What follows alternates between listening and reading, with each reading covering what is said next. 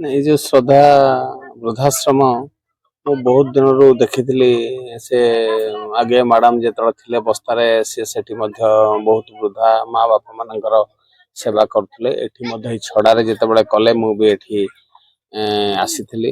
ଆଉ ଆମର ରବିବାବୁ ଯୋଉ ସାଙ୍ଗରେ ଥିଲେ ସେ ମୋତେ ଥରେ ଆମନ୍ତ୍ରଣ କରିଥିଲେ, ମୁଁ ବି ଏଠି ଆସିକି ଯୋଗ ଦେଇଥିଲି। ଏବଂ ଇଏ ଯୋଉ ପ୍ରୟାସ ତପସ୍ୱିନୀ ମ୍ୟାଡାମଙ୍କର ଏଟା ଗୋଟେ ମହତ ଉଦ୍ଦେଶ୍ୟ, ଆକୁ ଆଉ ଯେଉଁ ଭାଷାରେ ପ୍ରକାଶ କରିହବ ନାହିଁ।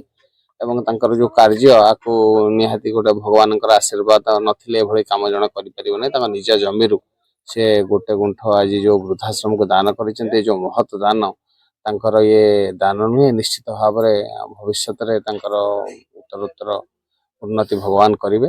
ଏବଂ ଏ ଯୋଉ ଏଇ ସମସ୍ତ ଏଠି ଯୋଉମାନେ ଏଠି ଉପସ୍ଥିତ ଅଛନ୍ତି ଏବଂ ଏଠିକାର ଗ୍ରାମବାସୀ ଏବଂ ଯୋଉମାନେ ଏଥିରେ ଜଡ଼ିତ, ମୁଁ ସମସ୍ତଙ୍କୁ ଧନ୍ୟବାଦ ଦଉଛି। ଏବଂ ଏତିକି ମାତ୍ର ମୁଁ କହିବି ଯେ କି ନିଶ୍ଚିତ ଭାବରେ ଏଇଥିରେ ଟିକେ ଯୋଡି ହେବେ, ଏ ସବୁ କାର୍ଯ୍ୟକୁ ସାଫଲ୍ୟ ମଣ୍ଡିତ କରିବା ଏ ସମସ୍ତେ ପ୍ରୟାସ କରିବେ। ସମସ୍ତେ ତପସ୍ୱିନୀ ମ୍ୟାଡାମଙ୍କର ଆମର ରବିବାବୁଙ୍କର ହାତରେ ହାତ ମିଳେଇ ଆଗକୁ ଯଦି ଯିବେ, ଏଇଭଳି ଆମର ପ୍ରୟାସ ଯଦି ଜାରି ରହିବ, ଆହୁରି ବି ବହୁତ ବୃଦ୍ଧା ବାପା ମା ଆମ ସହିତ ଯୋଡି ହେଇକି ଆସିବେ ଏବଂ ସେମାନେ ନିଶ୍ଚିତ ଭାବରେ ରାହତ ପାଇବେ।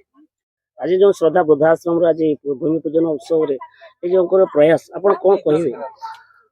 କଣ କହିବି, ଯୋଉ ତପସ୍ୱିନୀ ମ୍ୟାଡାମଙ୍କର ଆପ୍ରାଣ ଚେଷ୍ଟାରେ ଆମ ଗାଁ ଛଡ଼ାରେ ଆଜି 2 ବର୍ଷ ଧରି ଆଶ୍ରମ କରୁଥିଲେ।